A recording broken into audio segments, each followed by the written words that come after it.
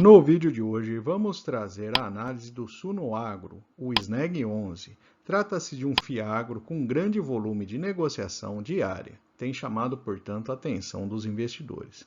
Vamos comparar ele com outros fundos da mesma área, e ver aí seus principais pontos positivos e negativos. Se o vídeo ajudar em seus estudos, fique à vontade para curtir, compartilhar e se inscrever em nosso canal.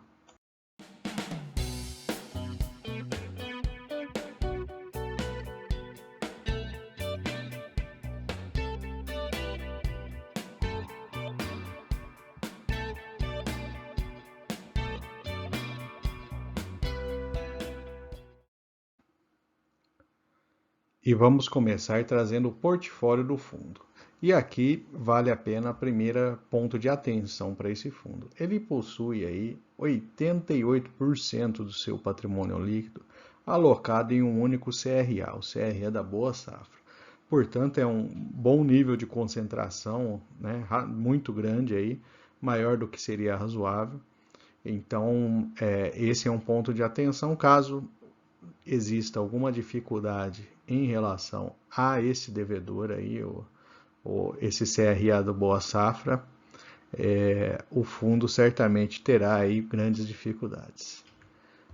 Começando então, esse CRA ele é focado aí principalmente em pessoas jurídicas, tem aí alguns devedores aí que representam 20% do total, então tá certo que nós vamos ver mais para frente aí o patrimônio líquido do SNEG 11 ainda é um patrimônio não muito grande, até por conta aí dessa área de FIAGROS estar em expansão ainda, né? A gente não, diferente dos fundos imobiliários, que a gente tem vários aí com patrimônios acima de R$ 1 bilhão, o SNEG 11 está aí na casa dos 300 milhões. Então esse é o primeiro ponto de atenção para o fundo. Outro imóvel, a gente tem o imóvel rural Primavera, é um imóvel aí que vai ser usado aí, né, para suporte ao agronegócio, né? Ele próximo da cidade de Cuiabá. E o terceiro aqui que vale a pena chamar a atenção é o imóvel rural em Sorriso, né? E aí mais voltado aí para a área de logística, a gente vê que se trata de um grande galpão aí de armazém.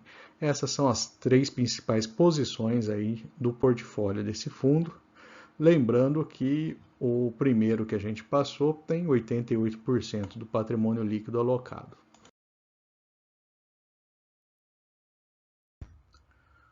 Agora vamos trazer aqui a visão consolidada do portfólio. Grande parte do perfil de risco está vinculado à soja, 97%.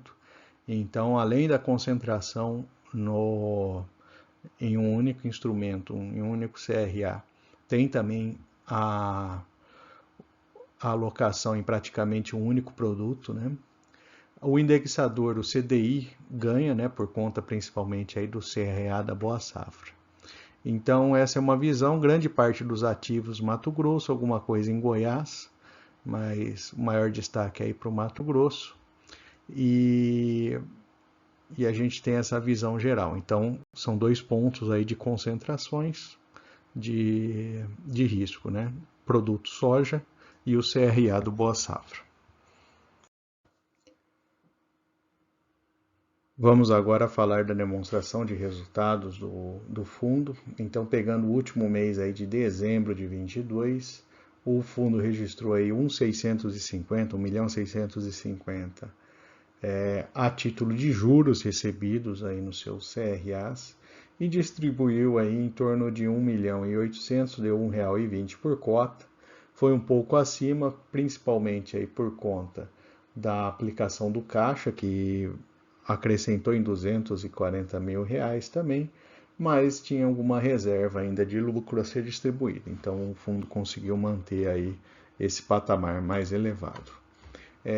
Nesses gráficos a gente percebe aí que o fundo começou recentemente e por conta disso aí podemos dizer que desde setembro que ele de fato está distribuindo aí os valores previstos aí normais do fundo.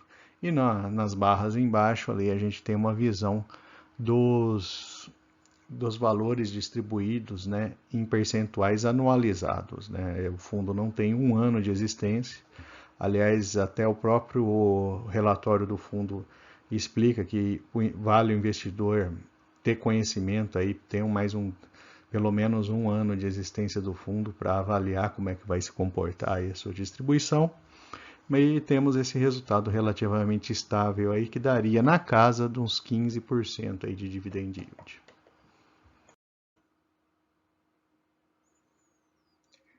Trata-se de um fundo também que tem tido bastante sucesso entre os investidores. A gente tem um bom nível de liquidez, o volume de negociação diário proporcionalmente mais alto, se considerarmos o tamanho do patrimônio do fundo. E também nos gráficos embaixo a gente observa o interesse crescente e o aumento do número de cotistas desse fundo em poucos meses. Vamos então comparar o SNEG 11 com outros fundos imobiliários. E nessa comparação, apesar do dividend yield aparecer como 6%, a gente já viu que anualizado ele chegaria na casa de 15%, mas ainda não ficaria entre os maiores aí da área de fiagros, já que esse tipo de papel tem tido um resultado aí, um rendimento bastante alto, né? Relação preço-valor patrimonial na casa de 1, né? A gente tem alguns exemplos aí nessa tabela de fiagros que estão abaixo de 1 e outros que estão ligeiramente acima. A liquidez média diária do SNEG é o destaque dele, né? Ele tem um volume bastante grande e assim como tem um volume maior de cotistas também, quando comparados aí com outros fundos aí de portes similares. Percentual em caixa de 1,4%, está no meio do grupo, seu patrimônio de 300 milhões. E a sua taxa de administração é proporcionalmente aí mais baixa do que outros fiagros, tá? Histórico de investimentos, infelizmente a gente não tem ainda um tempo suficiente para fazer essa avaliação do SNEG 11. Quem sabe num próximo vídeo do canal em que a gente analisar novamente esse fundo, a gente já tem aí um histórico consolidado. E neste gráfico a gente vê a variação do preço por cota do SNEG 11. Ele até que oscilou aí alguns meses atrás, mas tem mantido um certo patamar de estabilidade recentemente. Comparando aí os dados, né, a gente tem aí a relação preço-valor patrimonial cravado em 1 e 31 mil cotistas nesse momento aí com o SNEG 11 na carteira. E, finalmente, vamos trazer os pontos positivos e negativos para investimento no SNEG 11. Lembrando que essa não é uma recomendação, o recomendável é que cada investidor estude por várias fontes, né, e analise os fundos que pretende investir. Mas do lado positivo, a gente encontra aí um fundo com boa liquidez e grande interesse por parte dos investidores. Como vários fiagros, ele possui um patamar de dividend yield mais elevado, ele está pagando um bom nível nos últimos meses aí. A indexação ao CDI é algo interessante nesse momento de maior taxa de juros, e ele está vinculado a um setor onde o Brasil se destaca a nível mundial, que é a soja. Do lado negativo, ele tem um grande nível de concentração em um único CRA, esse daí é um ponto de atenção, acho que o mais crítico nesse momento, e a concentração da exposição do fundo a um único produto, que é a soja. Então, caso esse produto sofra aí com uma queda de preço repentina ou algo que seja, os devedores para o fundo devem começar a sofrer e podemos aí ter problemas de crédito. Mas devemos considerar também que é um fundo que está se iniciando agora, né? Então tem aí futuramente deve fazer mais emissões e esperamos que ele diversifique um pouco aí a sua carteira.